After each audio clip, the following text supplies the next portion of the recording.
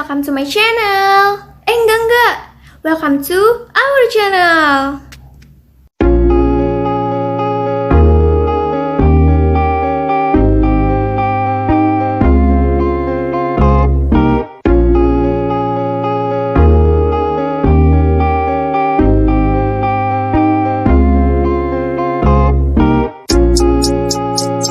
Di sini kita mau bahas tentang sampah plastik.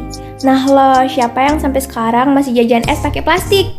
Tahu nggak sih kalau sampah plastik itu susah banget buat diurai? Mau tahu kenapa? Simak penjelasan berikut ya.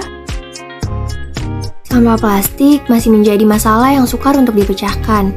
The National Plastic Action Partnership atau NPAP mencatatkan ada sekitar 6,8 juta ton per tahunnya sampah plastik di Indonesia tidak terkelola dengan baik, seperti dibakar di ruang terbuka sebesar 48%, tidak dikelola layak di tempat pembuangan sampah resmi sebesar 13%, dan sisanya mencemari saluran air dan laut sebesar 9%. Dikutip dari data Badan Pusat Statistik 2021, limbah plastik Indonesia mencapai 66 juta ton per tahunnya. Indonesia pun dinobatkan sebagai negara penghasil sampah plastik laut terbesar kedua di dunia, sebesar 14% dari total produksi sampah. Sebenarnya apa sih plastik itu? Plastik sendiri dibuat dari senyawa besar yang biasa disebut polimer yang terbentuk dari unit-unit kecil atau polipropilena yang berulang serta jumlah yang sangat banyak. Hal ini yang membuat plastik sulit untuk diurai, bahkan membutuhkan waktu antara 100 hingga 500 tahun agar dapat terurai. Karena itu, plastik dapat memberikan dampak buruk untuk bumi kita, seperti tercemarnya tanah, air, dan juga makhluk bawah tanah. Karena racun dari partikel plastik yang masuk ke dalam tanah akan membunuh hewan-hewan pengurai seperti cacing, sehingga dapat menurunkan kesuburan tanah. Kemudian, sampah plastik yang terbuang sembarangan dapat menyumbat saluran pembuangan air, sehingga terjadilah banjir.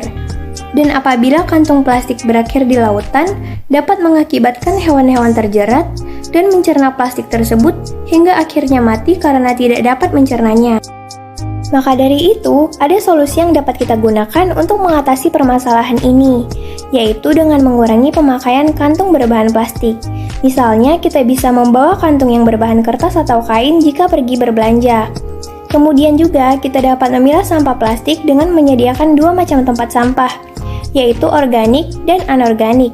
Hal ini juga akan mempermudah petugas dalam memilah sampah rumah tangga dan juga sampah plastik yang bisa dikelola kembali, serta kita juga bisa mendaur ulang sampah plastik.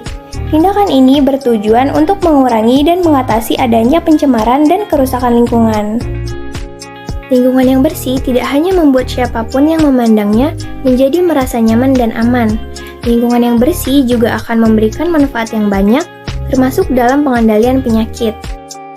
Oleh karena itu, mari kita menjaga kebersihan lingkungan dengan baik, terutama mengurangi penggunaan plastik sehingga terjadinya penurunan persentase jumlah pemakaian plastik di Indonesia. Dengan ini, limbah plastik tidak lagi menjadi permasalahan bagi negara. Jadi gimana nih? Udah pada paham kan?